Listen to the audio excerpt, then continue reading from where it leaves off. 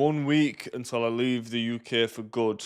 Look, I'm going to break down in this video exactly why I'm getting out of the UK. You're going to see some completely uncensored opinions in this, and you're going to agree with a lot of these, and you might see it as a unique take. So, look, the first thing is, I want to show you lot. I can't tell you how many people that I've met in my life, right, who just they have all these goals and they see all this stuff online and they want to do all this stuff, but I don't know what it is. I think they're just too scared to even try. I'm just trying to show you on this channel, listen, if you fucking try and do something, if you start that business, if you move to a country, if you start a YouTube channel, whatever, if you apply work ethic to it, whatever it is, if you apply work ethic to it, eventually something will happen. And if it hasn't happened yet, you just haven't tried enough.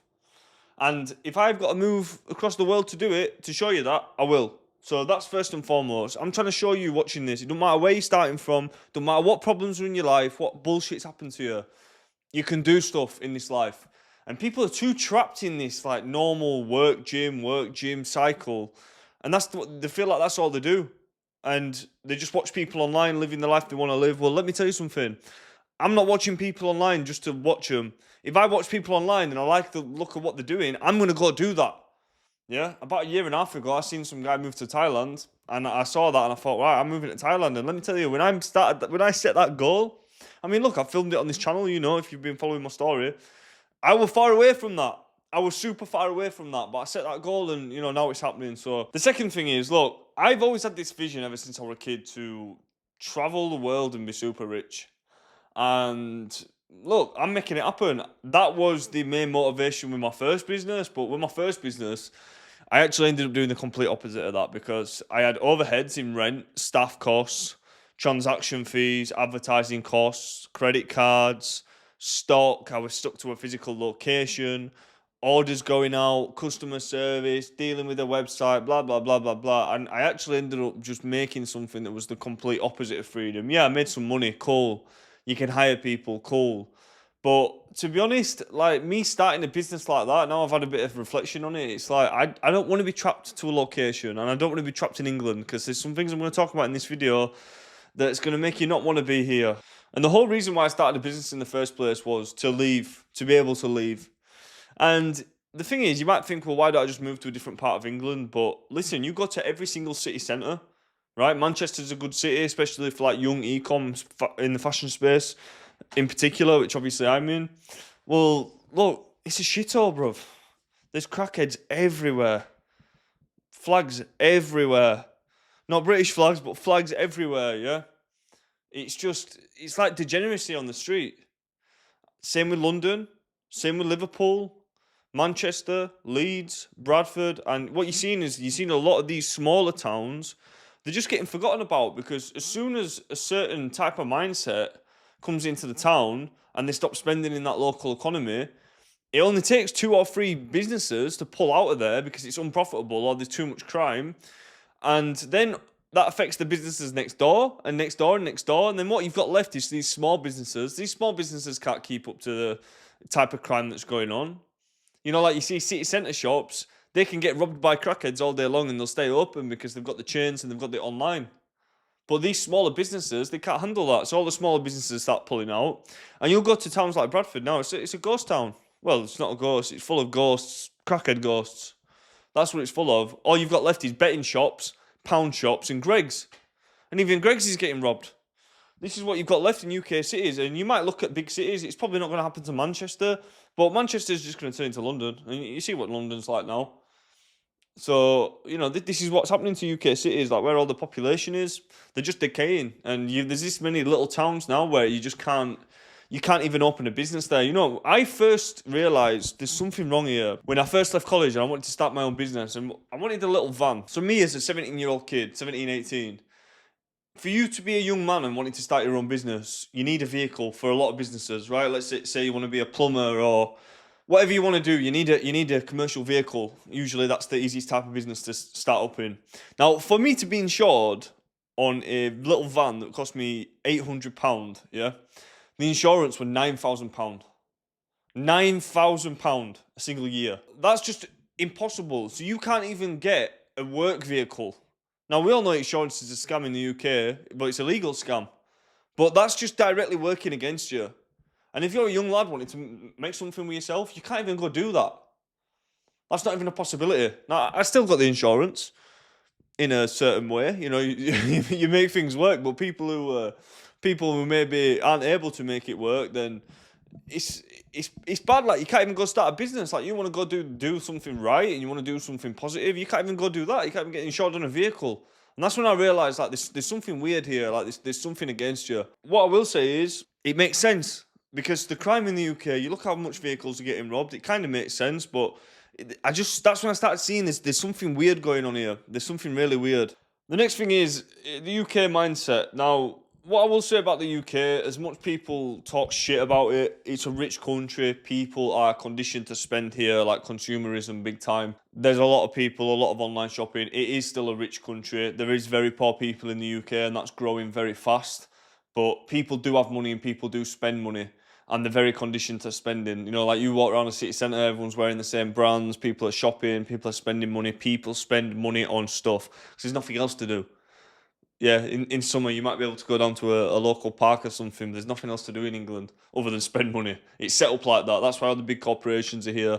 That's why there's so many businesses that come out of England, and that's why people have spending power, because the economy is people spending money. So there is actually opportunity in England. Like, people who are born here, they sort of don't take it for advantage. Like, you know, if you grow up in a third world country, you can't just start some econ business and sell stuff to mums and teenagers and You know, that opportunity is not there. So there is a lot of opportunity for that. Then on the flip side, like, if you're a young guy, you know, I ended up moving into an office that cost me $4,000 a month. I was still living at my mum's house at this point, because I was going all in on my business, right? I had to get the office $4,000. You know, people say, why would you get that? Too risky, blah, blah, blah. Well, you got to understand, at the time, one, I'm making a lot of money.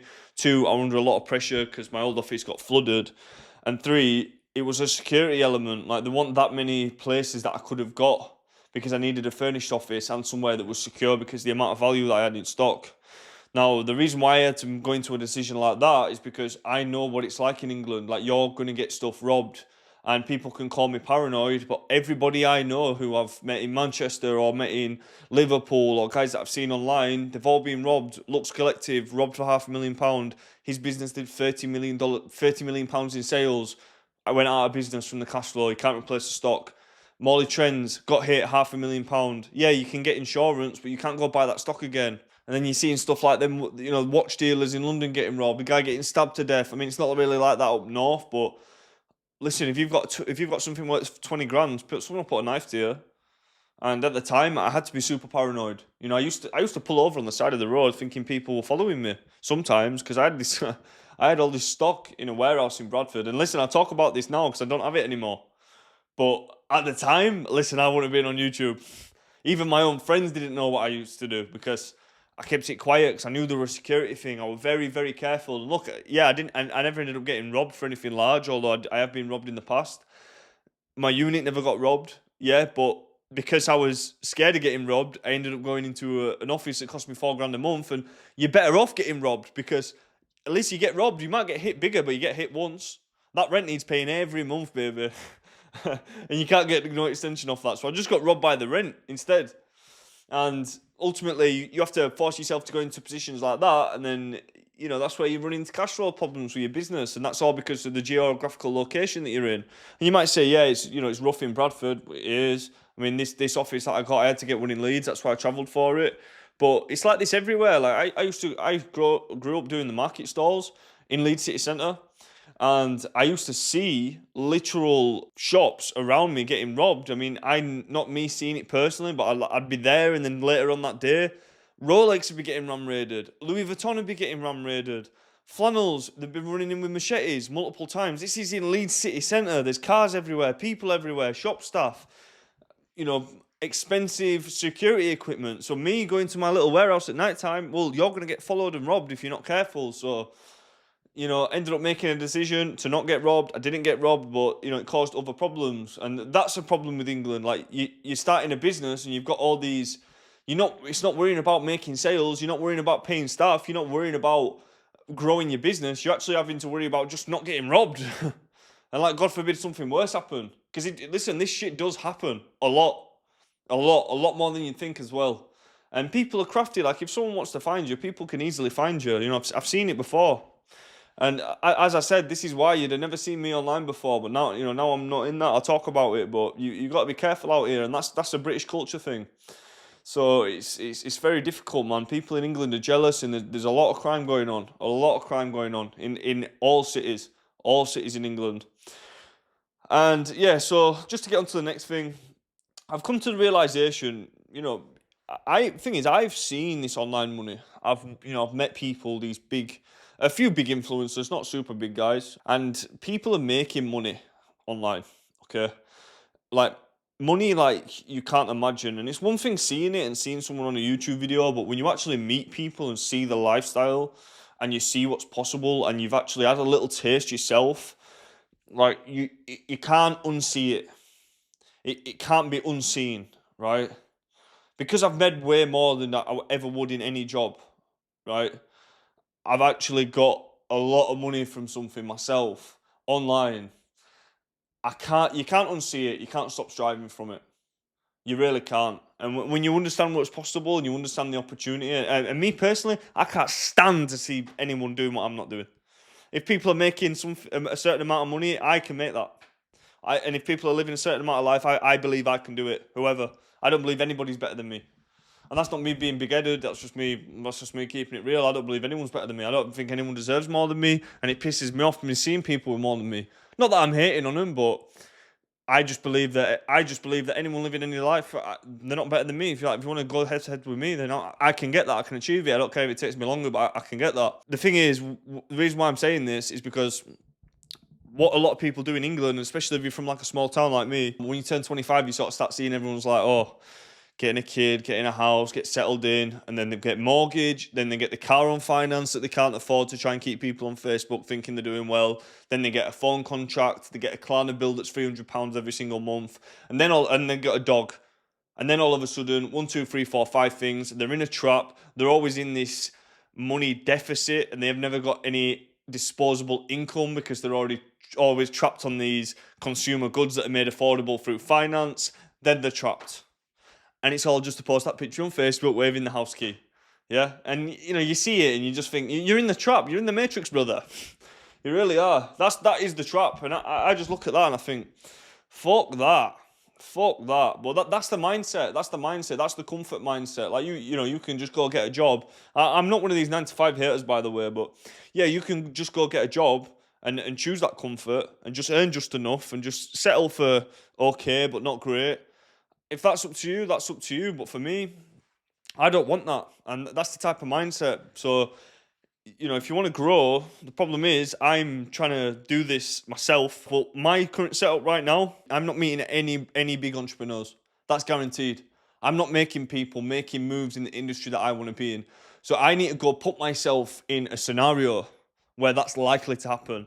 And look, I might move to where I'm moving and I might never meet anybody. But one thing that I can tell you right now, I'm guaranteed not to. At least when I go to Thailand, there's a chance. Because you meet a guy in Thailand who's not from there. He's either making money online, he's traveling, right? And he's avoiding his responsibilities back at home. Or he's just on a little holiday, right? I'll take the chances. But it's about increasing the odds and the opportunity. That's why I need to go and put myself in that situation. Because I'm increasing the likelihood of me meeting people. And that's important to me because that's my goal. That's my goal at the end of the day. And I know my current setup right now, that's a guarantee for that not to happen. So that's another big thing. And ideally, I'm looking for a business partner. Like, everybody loves the idea of making money online. And yeah, it's cool. And the amount of leverage you get is very, very powerful and interesting when once things actually start going right. But you've got to understand, if you're in a small town and nobody knows what you're going through, nobody knows the level of isolation and what you actually have to do. Well, one, you're working on your own mind. And I don't care how smart you are, people are good at different things. And you, compared to 3 people who share information, well, even if those people are 50% less efficient, overall, that's 150% compared to you on your own, which might be 100%, for example. So you're better off being in a position where you can actually network with people and actually help each other. So I've got friends who are entrepreneurs, and obviously I keep in contact and stuff like that, but I don't see them on a regular basis. But it's so helpful to have people who are in the same industry where you can just call them and just be like, oh, yo, I've got this problem, can you help me? And then vice versa, you just share information and you help each other along the way. That's the setup that I'm trying to get myself in. And you'll see it on here. That's what I'm going to do. That's exactly what I'm going to do. And, you know, I'm playing this game on hard mode at the minute. And I've always had this thing in my mind of like, right, yeah, well, I just need to get to a certain level myself and then start reaching out. And there's some truth in that. But I have got a lot of these skills. I just need to put a few things together because some of the stuff that I'm working on now, like, it's going to change the game. It really is. I've got a little bit of a chip on my shoulder now. Since going through some shit, so you know the rebound which you're going to see on here is going to be absolutely lovely. So that's one of the big things. I'm playing the game on hard mode, so I need to go put myself in that situation. And look, what I'm going to say, guys, you can do anything from anywhere, but you have to be willing to do fucking anything. You have to be like whatever it takes mindset, and if that means selling everything you own and moving to the other side of the world, I'll do that. I'll do that. I'm not even nervous. I swear, I'm not. I'm not. Because if that's what it takes for me to get my goals, that's what it takes, and that's how serious I am about it. And yeah, if it don't go right, I'll cross that bridge when I come to it. But it is gonna. I'm gonna make it happen. But you can take these risks, and this is what I want to say. Like, people think that their life is not in their control. Listen, your life is in your control. Nobody else's. Yeah. People just start going through life and they think that, oh, well, this job is allowing me to do this, or I need this job to survive, or everything is under your control. You have the entire power to do anything you want. If you need to move country, you can go move country. Yeah? You've got to treat your life. If you're looking at your life and you don't like it, change it. It's your job to change it. And you can go change it by moving to a different country and starting a business. You can go do that next week if you want. There's nothing holding you back from that. Maybe the finances, but if you've got the goal there, you just get the finances together. Set the goal and go after it. Build out the actionable steps and do it. Look, I've just showed you. I've literally showed you it on this channel. Right? Obviously, this is my second time round now. I've done it before. I didn't film it the first time, but if you set the target, you can do it. You can do it. So the next thing that I want to go on, the next thing I want to talk about is what's actually going on in the UK at the minute. And one thing that I will say is, look, if you look for red cars, you're going to see red cars, motherfucker, right? And most people are living this life in social media incubation and isolation. They're just scrolling all day long. They're not going out because it's easier to sit at home and scroll. And they're shocked by certain content they see online. And then that gets whipped up and the algorithm serves them more of it. Now, if you see 100 people get mugged on social media in a single day in the UK, your perception is, there's thieves all over the UK. In reality, it's not that bad. What I will say is, look, I'm not excusing anything. The UK is fucked. The UK is absolutely fucked. But what I will say is, you focus on the negatives, you're going to get the negatives. That's just a universal law of life. I'm not saying the UK is not bad. I'm not saying it's not going downhill. I'm not saying there needs to be rapid change. But if you focus on the negatives, you'll get more negatives. That's one thing that I will say. If you go to the countryside, or you go to a Lake District in the UK, or you go to Wales and go on Helvellyn, these are some of the best, most beautiful scenic places in the entire planet. I really mean that. People travel from all over the world to go to places like that. Absolutely amazing and beautiful. But for most people, and especially working class people in Britain, there is problems, right? The people are tearing British flags down. The problem is in England now, you've got so many people that hate the country where you've got to abandon it. Like me, I'm a patriot, or I was a patriot, but what we're going up against here, you're going up against governments. And if you think that the government can't stop rubber dinghies, the Navy, the British Navy, okay? The British Navy can't stop a rubber dinghy, then you're off your head. All these problems that you're seeing, they're all purposeful, and you can go as conspiracy theorists about it as you want, but I'm not focusing on that. What I'm focusing on is my situation. How can I fix my situation? Because that's the only thing I've got control over. There's no point me stressing about all this stuff, because ultimately, you're going up against governments. And you can look at them, you can get annoyed, you can shout about it, you can talk about it, but it's not going to change it. The only thing that's going to change it is getting some power, right? Getting some autonomy back, getting some control of your life. When you get some control of your life, that's when you can really make some changes, and changes for the people around you. And you're responsible for that. And no matter who's in charge, no matter how much crime's going on, no matter what the weather is, no matter what natural disaster there is, listen, I'll tell you something about me, yeah? I'm focusing on mine. I'm not complaining about nothing. I'm taking accountability. Nothing's going to stop it. I'm not going to get onto this victim mindset. I'm not going to get onto this blame. It's these people. It's these people that are causing the problems in my life. Everything in my life, all the problems, it's all my responsibility. I'm accountable for it all, and I'm in control of it. Because you've got to take accountability, even when it's not your fault, because that puts you back into control.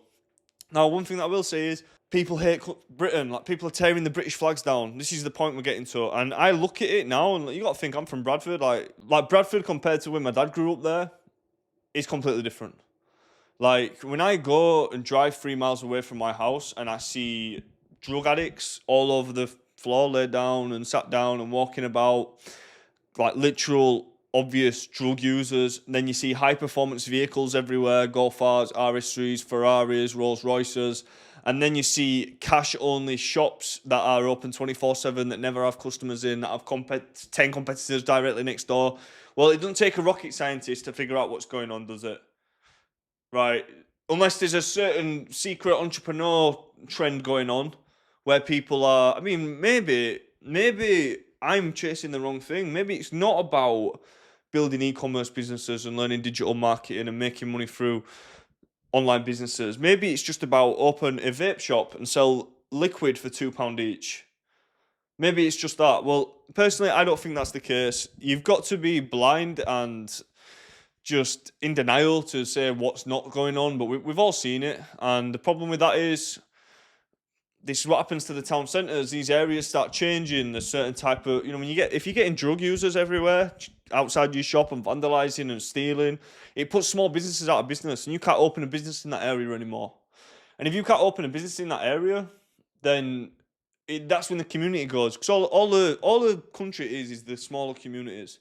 And the smaller communities, and it goes down to the families. Well, when the communities have to start pulling out because you can't open businesses there, it's just going to get to a point when all you've got left is either money laundering shops that don't rely on customers to come in because they're just cleaning money through there, and big corporations like McDonald's that open 24/7 because all they do is they just hire people who are desperate for money and need minimum wage jobs. They go into places like McDonald's, they deal with the absolute vermin of society that are shouting at them for a fucking cheeseburger.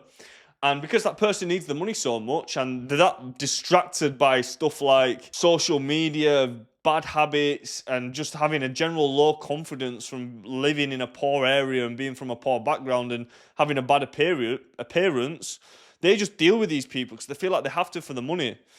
And that's when you've just got left in every city centre. You've got a Nando's, you've got a McDonald's, you've got a Bella Italia, and you've got a fucking Zara. That's just what's left. These big corporations. And that's what it's like in Britain anymore. You're not going to England and seeing English cities and seeing these independent mum and dad shops. And yeah, you can do. I'm not saying they don't exist, but everything's just a carbon copy of each other. Everything's just monopolised. The high street's monopolised. The food chains are monopolised. And, these money laundering shops just seem to stay open. And, we all know what's going on. It's obvious what's going on, but the government obviously don't care. So I'm not just going to sit around and watch it decay, because I've seen what's happened in the past 10 years. Well, what's it going to be like in another 10? What's it going to be like in another 20? What's it going to be like when your kids are around? Like, I don't look at England, especially where I'm from, I don't see any confidence in it. I don't think oh, I'd love to get a mortgage and be here for 30 more years. Well, what's it going to be like in 30 years? Like, you just got to think what it's going to be like in 30 years. Like, do I want to stick around and just watch it burn? No. Why would I do that? I don't want to do that. I don't have any confidence in it. Like, because ultimately we're going against incompetency, and there's obviously something very sinister going on. Something very, very sinister. When you see these sort of crimes and you're hearing about what's happening, and we all know what's happening. It's scary times, man, because it doesn't really get any worse than that. It does not really get any worse than that. And to see what it's going to turn into, and it's just stuff like the illegal immigration. I mean, it's such a nasty thing, because what you've got a lot of people who are coming to this country and they want a better life and they want to build something for the family. And they're willing to work and they're willing to learn, and those people get villainized because these people who are not following the rules and coming in illegally, that there's a percentage of that are committing the crimes, they're giving these other people a bad name. And then the bottom tier of the national people who live here are blaming just the general groups. So then they're getting dragged into it, and it's just creating this division and tension that's constantly around, and you can't get away from it. Next thing is, reason why I'm moving, a surplus of Russian females. I like Russian women. In Thailand, there's lots of Russian women. I want her a little bit angry. I want her used to cold weather, you know? I want a bit spicy, like an angry Russian lady. I want to be surrounded by that. That's another big reason. I'm not meeting any Russian women. It's very rare I meet a Russian woman, especially in England. So Russian women, that's another reason. And the final thing is, look, training camp and drinking coconuts on a beach. I just look at doing a 3-month Muay Thai training camp, training 2 hours a day, and I could be sleeping on a mattress on the floor, and I'd be loving that shit. Like, I want to go experience that, and I want some dad law, yeah? You just got to imagine being me as a 75-year-old man all fucked up because I've been training my whole life. And I'm just looking back on this YouTube video when I was 26, in amazing shape, fighting every day, 2 hours a day, throwing head kicks. I want to look back on that. It's dad law. I want to show my grandkids and just say, look at me, right? When they're watching you and you're an old man, they're like, oh, you know, they can't really picture what you were doing. I'm not going to be telling them. I'm just going to be showing them videos. And look, you can be a multi-billionaire, right? But ultimately, if you're a man, you're going to have more satisfaction of just going through an intense training camp in a tropical country and having your shirt off all the time, and then going to the beach and drinking a coconut. You don't need any money to do that. And I just think that's pretty cool, and that's what I'm going to do. So that's the plan, and I'm going to film it all on here. I'm going to show you, and I'm going to share some stuff with you that I've never shared before. So look, enjoy the journey. T-minus 9 days until we go to Thailand. We're going to be in a training camp. We're going to be driving mopeds. We're going to be cold approaching Russian women. And we're going to be doing head kicks on these motherfuckers. You know, these kids that are coming on a family holiday, 16-year-old, first time training. I'm going to be sparring heavy with them. And it's going to be fun.